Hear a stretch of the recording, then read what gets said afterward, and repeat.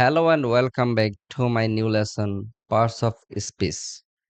Easy English পাঠশালার নতুন আরেকটি ভিডিওতে তোমাদের সবাইকে স্বাগতম। আশা করি তোমরা সবাই ভালো আছো। আমিও আলহামদুলিল্লাহ অনেক ভালো আছি। আজকে জাস্ট ছোট একটা ভিডিওর মাধ্যমে পার্টস অফ স্পিচ কি এবং পার্টস অফ স্পিচ কেন শেখা উচিত এটা নিয়ে আমি তোমাদের সামনে আলোচনা করব। তোমরা যারা আমার এই ভিডিওটি ফেসবুক থেকে দেখছো অবশ্যই আমার পেজটিকে ফলো করে দিবা, লাইক করে দিবা এবং যারা ইউটিউব চ্যানেল থেকে দেখছো নিত্য নতুন ভিডিও পাওয়ার জন্য অবশ্যই চ্যানেলটিকে সাবস্ক্রাইব করে দিবা। আজকে আমরা খুব সহজভাবে পার্টস অফ স্পিচের মূল ভাবটা তোমাদের সামনে প্রকাশ করার চেষ্টা করব ইনশাআল্লাহ। আজ আমরা একটি ক্লাসে পার্টস অফ স্পিচ সম্পর্কে মৌলিক একটা ধারণা নেব এই ক্লাস থেকে ইনশাআল্লাহ। যারা ইংরেজি শুরু করতে চায় বাট সে ভয়ে শুরু করতে পারতেছে না, মনে হচ্ছে ইংরেজি খুব কঠিন, আমাদের আলোচনা মূলত তাদের অনেক উপকারে আসবে ইনশাআল্লাহ। আর যারা অ্যাডভান্স লার্নার রয়েছে ইনশাআল্লাহ পর্যায়ক্রমে বেসিক থেকে অ্যাডভান্স লার্নার সকলেই এই ক্লাস থেকে উপকার পাবে। Parts of speech easy introduction with Bengali examples. Learn the 8 parts of speech in a simple way with examples in Bangla. এখান থেকে আমরা একটা জিনিস প্রথমে জেনে নিলাম, পার্টস অফ স্পিচের মূল প্রকার কয়টা? 8টা পার্টস অফ স্পিচের প্রকার রয়েছে। What are parts of speech, মানে পার্টস অফ স্পিচ কি? আমি যদি সহজ ভাষায়, একেবারে সহজ ভাষায় বলি, তুমি তোমার প্রতিদিনের বাক্যে লিখো যা এবং যা বলো প্রত্যেকটাই পার্টস অফ স্পিচের একটা অংশ, মানে পার্টস অংশ, অফ অফ মানে এর, স্পিচ স্পিচ মানে কথা বলার অংশ। সহজ ভাষায় কি শিখলাম? যে আমরা যে কথা বলি, তুমি যখন ইংরেজি ভাষায় কোনো কিছু লিখবা, যেমন তুমি লিখলা হি ইটস রাইস, সে ভাত খায়, প্রত্যেকটাই আলাদা আলাদা তুমি বলতে পারবা যে পার্টস অফ স্পিচের এক একটা অংশ। তাহলে প্রথমে আমরা ডেফিনেশনে আসি যে parts of speech are the types of words used in a sentence based on their function। মানে parts of speech হলো বাক্যে ব্যবহৃত শব্দগুলোর শ্রেণীবিন্যাস, যেগুলো তাদের কাজ অনুসারে ভাগ করা হয়। সেন্টেন্সের মাধ্যমে তুমি জানতে পারবা এখানে কি কি পার্টস অফ স্পিচের অংশ রয়েছে। 8টা পার্টস অফ স্পিচ রয়েছে, প্রত্যেকটাকে কি বলা হয়, এটাকে নাউন, এটাকে প্রনাউন, এই বিষয়গুলো তোমরা খুব সহজেই জানতে পারবা। List of 8 parts of speech. Noun, নাম, ব্যক্তি বা বস্তু, এটা যে কোনো কিছুর নাম হইতে পারে। প্রনাউন, সর্বনাম, এটাকে বলা হয় নাউনের এগেনস্টে বা নাউনের পরিবর্তে যেটাকে বসে। তুমি যদি একটা বড় একটা বাক্য লিখো, রহিম স্কুলে যায়, রহিম ভাত খায়, রহিম গান করে, তুমি যদি বারবার রহিম শব্দটা নিয়ে আসো তাহলে কিন্তু ইংরেজি বা বাংলায় কোনোটাই সুন্দর হবে না। তাহলে ভাষাটা হওয়া উচিত রহিম ভাত খায়, সে স্কুলে যায়, সে গান গায়। আমরা যখন একটা নামকে বারবার উচ্চারণ করার চাইতে এটাকে সহজ করার জন্য নেটিভ স্পিকার বা গ্রামারিয়ানরা এটাকে সহজ করার জন্য প্রনাউনের আবিষ্কার করেছেন।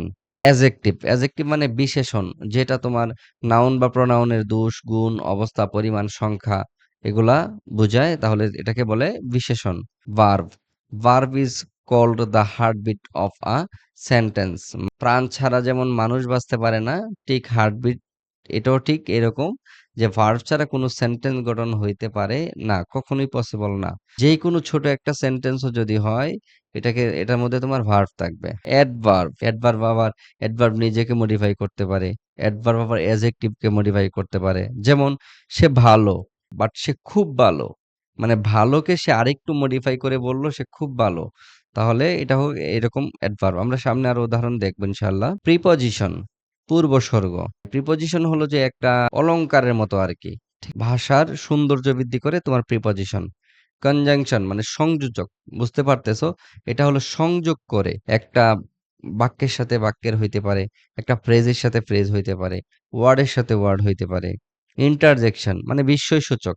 আমরা বলি না অনেক সময় খেলায় জিতেছি, হুররা, ছি তুমি এই কাজটা করতে পারলে, তো এই টাইপের কিছু যদি বিস্ময়সূচক হয়, মানে আশ্চর্যজনক কোনো কিছু, তো এটাকে বলা হয় ইন্টারজেকশন। নাউন, প্রনাউন, এডজেক্টিভ আমরা খুব সহজভাবেই জেনে নিব।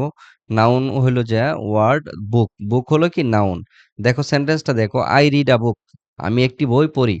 তো এখানে বুক, বুক মানে কি বই, this is called noun. Pronoun, pronoun হইল হি, দেখো তুমি দেখো হি ইজ মাই ফ্রেন্ড, সে আমার বন্ধু।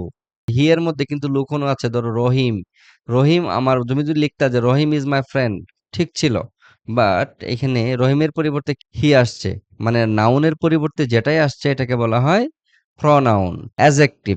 তুমি দেখো সেন্টেন্সটা, শি ইজ বিউটিফুল। বিউটিফুল কি এখানে? সে সুন্দর। তার একটা দোষ বা গুণ প্রকাশ করেছে, যেমন এখানে গুণ প্রকাশ করেছে, এটা একটা অ্যাজেক্টিভ। আমার এই ক্লাসটা মূলত বেসিক থেকে অ্যাডভান্স লেভেল পর্যন্ত। যারা একেবারেই দুর্বল তারা ইনশাল্লাহ এখান থেকে উপকৃত হবে, যারা অ্যাডভান্স রয়েছে ইনশাল্লাহ পর্যায়ক্রমে তারাও উপকৃত হবে। Verb, adverb. সেন্টেন্সটা তুমি দেখো, আই ইট রাইস।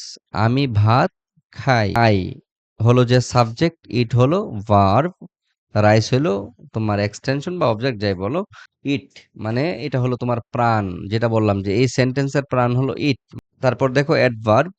সেন্টেন্সটা তুমি খেয়াল করো, হি রানস কুইকলি। সে দৌড়ায়। কিভাবে দৌড়ায়?